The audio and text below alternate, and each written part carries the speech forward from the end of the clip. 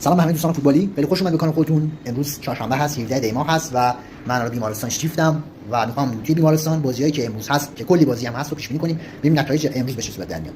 یه بازی از در واقع سوپرکاپ اسپانیا رو داریم بین بارسلونا و اتلتیک بیلبائو که پیش بینی برای مسابقه برد بارسلونا حداقل در یک نیمه، برد بارسلونا حداقل در یک نیمه و صعود بارسلونا. بریم سراغ بازی لیگ برتر انگلیس. بورنموث تاتنهام در واقع هر دو تیم گل میزنن، هر دو تیم گل میزنن. برد مساوی بورنموث رو هم میتونید در نظر داشته باشید. برنفورد با ساندرلند هم هر دو تیم گل میزنن و برد مساوی برنفورد. کریستال پالاس و استون ویلا برد مساوی استون ویلا و برد استون ویلا حداقل در یک نیمه هم شما میتونید روش حساب باز بکنید. اورتون با ولورهمپتون، برد اورتون حداقل در یک نیمه. یه پیش بینی دیگه میتونید داشته باشیم اینه که اورتون حداقل یک گل رو بزنه. فولام چلسی هر دو تیم گل میزنن، هر دو تیم میزنن، سیف ترین پیش بینی برای مسابقه است. منچستر سیتی با برایتون، برد منچستر سیتی حداقل در یک نیمه و اینکه یه پیش بینی دیگه داشته باشیم که حداقل یکی از این دو تیم دو گل رو بزنه. برنلی منچستر یونایتد حداقل یکی از این دو تیم دو گل رو بزنه.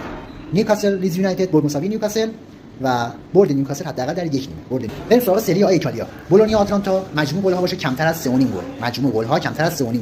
برد مساوی آتالانتا هم میتونید روش حساب باز بکنید. ناپولی با هس ورونا، برد ناپولی و مجموع گل ها باشه بیشتر از 1.5 گل. مجموع گل ها باشه بیشتر از 1.5 گل. لاتزیو فیورنتینا، برد لاتزیو حداقل در یک نیمه. برد لاتزیو حداقل در یک نیمه و برد مساوی لاتزیو هم میتونید روش حساب باز بکنید. پارما اینتر، برد اینتر میلان و مجموع گل ها باشه بیشتر از 1.5. برد اینتر میلان مجموع گل بیشتر از 1.5. تورینو اودینزه، برد تورینو حداقل در یک نیمه و یه پیش بینی دیگه میتونیم داشته باشیم که یک گل رو حتما تورینو بزنه. یک گل رو حتما تورینو بزنه.